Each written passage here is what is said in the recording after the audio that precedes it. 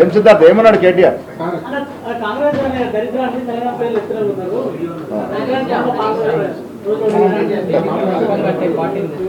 ఎవరి రాష్ట్రానికి దరిద్రము ఎవరు శని అనేది ప్రజలు 2023లో నిర్ణయించి గుణపాఠం చెప్పారు. కాంగ్రెస్ పార్టీయే లేకుంటే ఈ దేశానికి స్వాతంత్రమే లేదు. కాంగ్రెస్ పార్టీయే పుట్టకుండా ఉండుంటే గుండు సూది కూడా తయారు కానటువంటి భారతదేశంలో ఇలా రాకెట్లు ప్రయోగిస్తూ ఉంది. ఇది మోడీ గారు పుణ్యం కాదు. ఆనాడు పండిట్ నెహ్రూ, ఇందిరాగాంధీ మొదలుపెట్టినటువంటి కార్యక్రమాలు ఇవాళ పూతకొచ్చి ఖాతకొస్తే మోడీ లాంటి ప్రధానమంత్రులు ఫోటోలు దిగుతూ ఉన్నారు.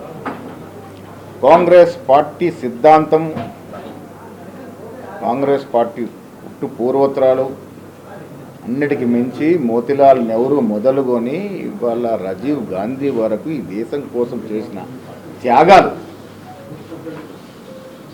మోతీలాల్ నెహ్రూ గారి యొక్క ఆర్థిక సాయం లేకుంటే ఆనాడు ఉద్యమం జరిగేదా? ఇల్లు దానం చేశారు. నెహ్రూ గారి యొక్క విజనరీ లీడర్షిప్ లేకుంటే ఈ దేశం ఇంత దూరం వచ్చేదా? ఇందిరాగాంధీ గారి యొక్క ప్రాణాలు ఎందుకు పోయినాయి? ఎవరి కోసం ప్రాణత్యాగం చేశారు? రాజీవ్ గాంధీ ఎవరి కోసం? ఈ దేశం కోసం ప్రాణత్యాగం చేశారు. ఇలా మాట్లాడుతున్న బీజేపీ కానీ బీఆర్ఎస్ కానీ ఎవరని దేశం కోసం ఇంచెత్తైన త్యాగం చేసిన నాయకులు ఉన్నారా? మీరు కాంగ్రెస్ పార్టీ గురించి మాట్లాడే ముందు కాంగ్రెస్ పార్టీ చరిత్ర, కాంగ్రెస్ పార్టీ సిద్ధాంతం, కాంగ్రెస్ పార్టీలో నాయకులు చేసిన త్యాగాల గురించి ఒకసారి నెమరు వేసుకుంటే మంచిది. రాజకీయాల్లో విమర్శ చేయాలి. మీకు విమర్శ చేయడానికే ప్రతిపక్ష స్థానం ఇచ్చారు. మాకు అభివృద్ధి సంక్షేమ కార్యక్రమాలు ఇవ్వటానికి మాకు మా ముఖ్యమంత్రికి అధికారం ఇచ్చారు. ఎవరి చోట వారు సమర్థవంతంగా పనిచేస్తే రాష్ట్రం బాగుపడుతుంది. రోజు చౌకబారు విమర్శలు చేసుకొని ఏం సాధిస్తాం? దాంట్లో ప్రజలు కూడా అన్నీ గ్రహిస్తారు.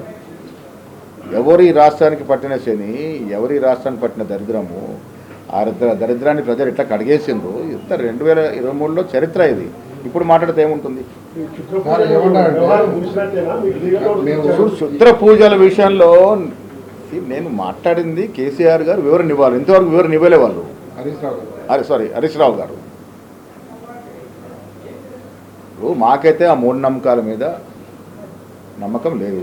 3 ఆచారాల మీద ఆయన ఫలానా చోట పోయిండా లేదా, అక్కడ పూజలు జరిగినాయా లేవా, జరిగితే ఎలాంటి పూజలు జరిగినాయి వారే వివరిస్తే అయిపోతుంది. ఏముంది? ఇచ్చారు లీగల్ నోటీస్కి జవాబు ఇస్తాం. నేనేం తప్పు మాట్లాడలే, నేనేం ఆయన కించపరిచే విధంగా మాట్లాడలే. ఉన్నటువంటి ఆధారాలతో ఫలానా టైంలో ఫలానా గుళ్ళకు పోయారు. ఆ గుళ్ళు ఈరోజు కూడా కొంత ఆ రకమైనటువంటి కార్యక్రమాలకు ప్రచారంలో ఉన్నాయి. ఎందుకు పోవాల్సి వచ్చిందని వివరణ అడిగారు. వారు వివరిస్తే అయిపోతుంది.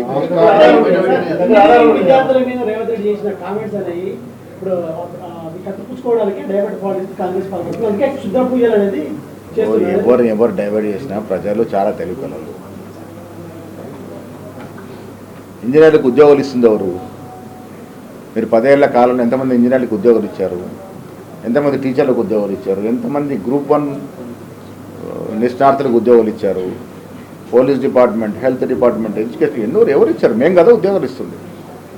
ఇలా మీరు 10 ఏళ్ళలో చేయలేనటువంటి కార్యక్రమాలన్నీ మేము 2.5 సంవత్సరాలు చేసి చూపించాం.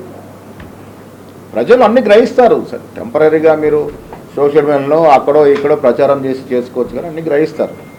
రోజు ఒకటే ప్రచారం. ముఖ్యమంత్రి గారు ఏదో పేపర్లో వచ్చింది, నా మీద నిఘా పెట్టారట. ఆడియోలు వీడియోలు పెట్టండి, బయట పెట్టండి. ఏంటి నా మీద వీడియోలు పెట్టండి, బయట పెట్టండి. ఆడియోలు వీడియోలు ఏంటి ఇది? దాదాగిరి, బ్లాక్మెయిల్ పాలిటిక్స్. భయపడతామేంటి? మేమేం తప్పు చేయనప్పుడు భయపడే అవసరం ఏముంది? పెట్టండి. ఏం వీడియోలని ఏం ఆడియోలను పెట్టండి, బయట పెట్టండి. ఫేస్ చేస్తాను నేను. ఫలానా చాటి ఫలానా ఏం మాట్లాడుతున్నారు?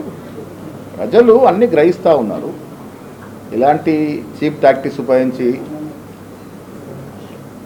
ఎవరినన్నా ఇమేజ్ని టార్నిష్ చేస్తామంటే ప్రజలతో వచ్చిన ఇమేజ్ మాది, ప్రజలతో నిర్మితమైనటువంటి రాజకీయ నాయకత్వం మాది.